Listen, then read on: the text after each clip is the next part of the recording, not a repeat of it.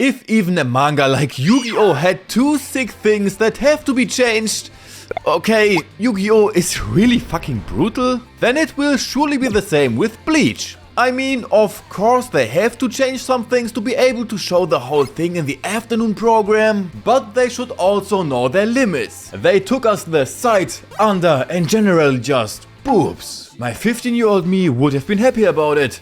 My current me would have been happy about it. But well, who wouldn't? Anime. Rukia was kidnapped! Fuck! She was kidnapped because of me! Fuck! She's to be executed because of me! Schicksal, kann man nichts machen. So ist das Leben. But Ichigo isn't like that. He can only think of one thing now. So take a brutal booster at Urahara and let's go! The training can start to have any chance at all at the Soul Society. Let's go through a portal, walk a bit and you're almost there.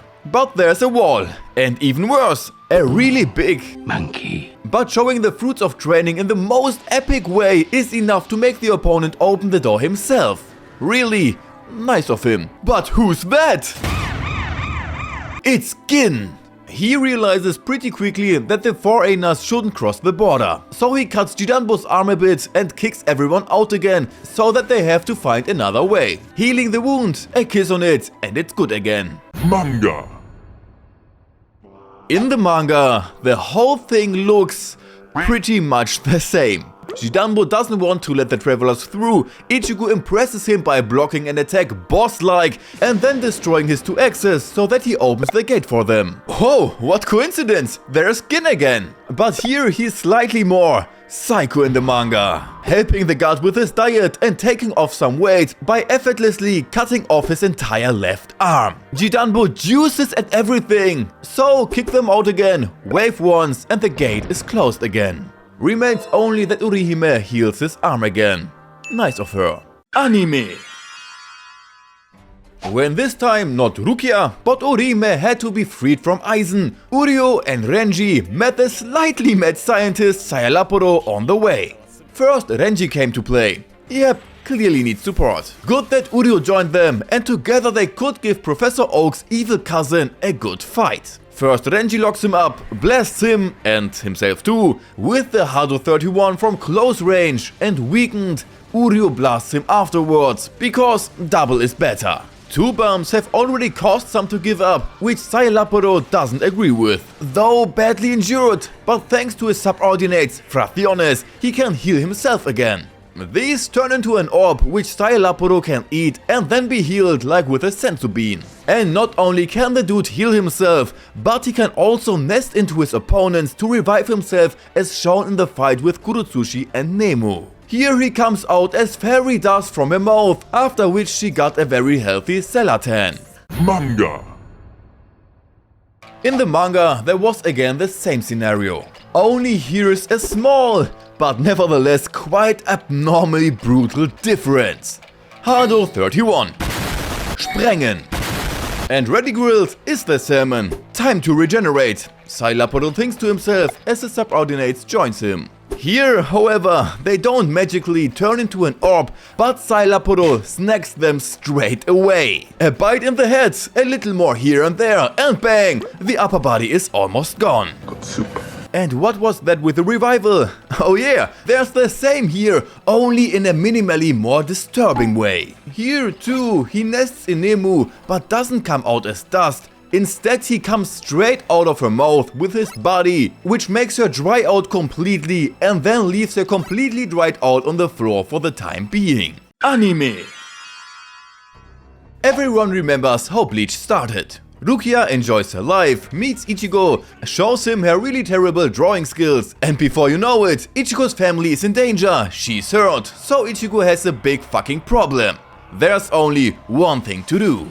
Bitte helfen Sie mir, ich bin in Gefahr. Bitte helfen Sie mir. Or you stab Rukia's sword through your body and become a Shinigami yourself and make the area hollow free again. Since then, Ichigo has been volunteering as a Shinigami to bring the last piece to pure souls. Someday, Ichigo and Rukia talk a bit about the death of Ichigo's mother, which the young Ichigo doesn't like at all and runs away. The whole thing is overheard by a Shinigami, who then wants to ask Rukia some questions. He wants to drag Rukia back to the Soul Society, but is stopped by Ichigo. While the two are crossing their swords, Grand Fisher comes to the two sisters, Yuzu and Karin, and sees them as nothing more than his next lunch. Ichigo arrives but doesn't manage to free the two sisters, just one. The other Shinigami was kind enough to then chop off Fisher's arm to also give Karin her freedom again. Fisher wants to kill her, which the Shinigami won't let him do, protecting her and getting seriously injured himself, getting the people to safety, as they are definitely safe with Isshin. While Ichigo gets his fight with Fisher, which he wants to do alone. Rukia comes back alone to watch from further away as Ichigo is pierced by fingernails. Fisher then turns the doll into Ichigo's mother out of nowhere because, yeah, he kinda knows she's his weak spot. Impaling him, and just as he was about to finish Ichigo off, his mother comes and says how proud she is of Ichigo and thanks him. That was a weird appearance. Well, that gives Ichigo enough strength again to slash the Fisher once and send him running. After this, the Shinigami is happy and leaves again. Then there's the absolute epic speech between Isshin and Ichigo at the grave, and a few arcs later, Grand Fisher makes his comeback, only to be cut by Isshin. Manga. In the manga, the whole story is very different. There's no other Shinigami here, although he's admittedly funny as hell. Ichigo and Rukia had a bit of a fight because Rukia says that it could well be that Ichigo's mother died because of a hollow. Well, Ichigo didn't like it that much, so he prayed now. But oh shit, what's that? The sisters are in danger because Karin saw a child on a cliff, which was actually the Grand Fisher. Torture them a bit and there's Big Bro again to take him on while Rukia and Kon take them away. The person is actually more or less just a puppet that Grand Fisher can move without connection to attract his prey and then to eat them. And he's been doing that for 54 years now. Respect at this point that he was able to escape the Shinigamis for so long. Ichigo realizes now that it was him who killed his mother, so he's his enemy. His alone. Rukia retreats, Ichigo tries a one-on-one, getting a pretty critical fingernail poke from the Grand Fisher's left hand, allowing him to cloak his puppet again and use his right hand to change the puppet's face to Ichigo's mother's face. Because if he hits you with his left hand, he can read your mind, and with his right hand he can change the doll accordingly, so that his opponent hesitates more in his attacks. And this version makes 100 times more sense. However, this doesn't make the already very difficult fight any better for Ichigo. Kon has a bad feeling, so Rukia better go help. She then goes to him, but can't bring herself to interfere in the fight because it's Ichigo's fight. A fight for his honor. Which is almost taken away from him because Fisher was able to pierce him once with his hand by distracting him with the doll, which Ichigo grabs to turn the Fisher into fish fillet. Well, not fully, because he's still at it, goes into his puppet and runs off when Ichigo faints. Short conversation with Rukia, and then with the father at the cemetery. Then, also different from the anime, you see Eislinger as he removes the mask of Grand Fisher so that he can go back again and finally could be exorcised by Ichigo's father, but again with a much more brutal cut. Anime. After Ichigo's absolutely awesome fight against the boy in blue Grimjo, Ichigo of course didn't get a break. Well, okay, in the anime he did, because we got no pretty cool but long 22 filler episodes, but then it went on with a weakened Ichigo against Arrancar number 5, Nnoitra, who actually wants to kill Nail first, who then switches to waifu mode, could therefore hold the ground against Nnoitra quite well, but then takes it up a notch and activates the GOAT waifu mode to beat Nnoitra up pretty hard, only to not finish him off and lose the GOAT mode again. And this makes the whole thing pretty complicated again. Tesla transforms and tortures Ichigo a bit, while Nnoitra covers Orihime's mouth and enjoys the show. Kenpachi joins to prevent the worst from happening, fighting Nnoitra and getting to him step by step.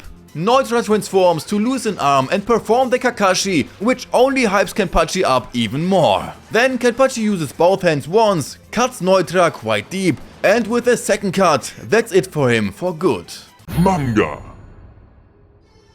Actually, same thing here. Ichigo wins against Green Boy, Nnoitra joins in, gets to fight Nail first, but this time with Underboobs, who then loses her powers again, leaving Tesla to take care of Ichigo, breaking his legs, breaking his arms, while Nnoitra deep throats Orihime with his fingers. And bro, that's really uncomfortable to watch. She's 110% powerless. Can only watch how Ichigo gets one bone broken after the other, and then she also gets these gigantically long fingers shoved into her mouth, against which she again can't do anything.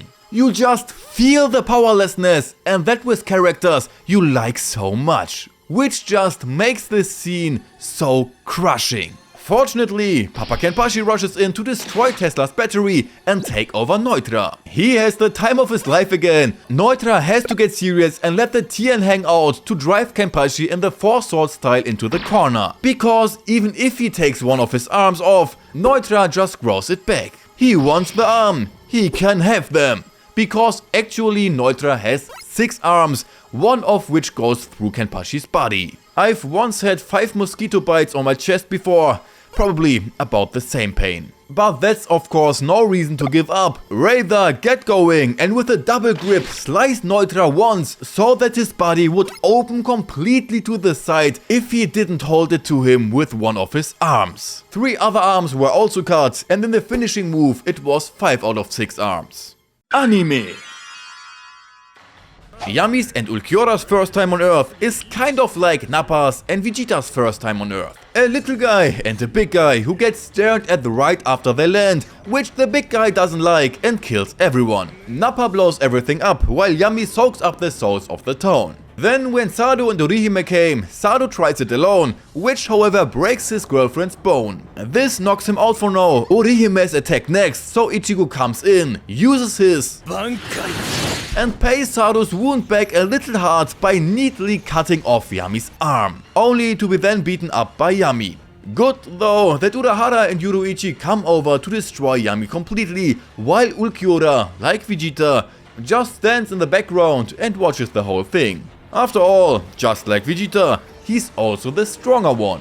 But unlike Vegeta, he doesn't kill his big buddy, but even saves him. Oh, and of course, Orihime is allowed to heal again. Manga.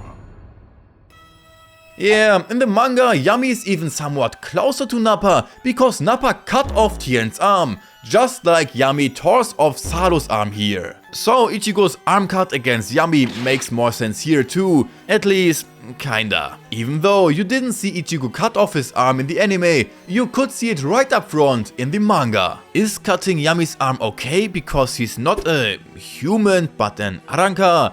I mean, censoring Sado's arm cut could be done, but doesn't have to be. But then seriously, 5 minutes later, directly in the next episode, having Ichigo cut off Yami's arm is really weird. Or is there a limit of arm cuts? 1 arm is okay, but 2 are then too much or something? I don't know. Anime.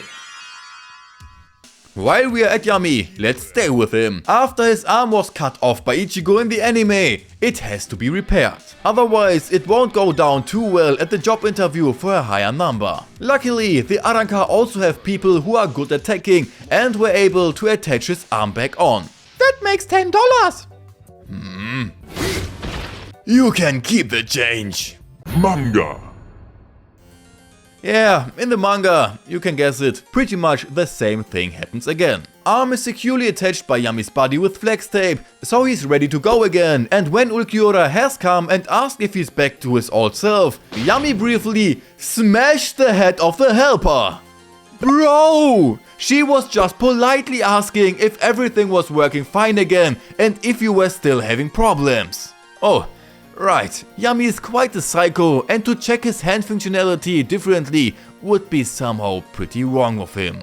And that was just part 1 out of probably 3. And what's the best scene of Bleach for you? Just write it down in the comments. And that's it again from me. I'll see you next time, so take care my friends.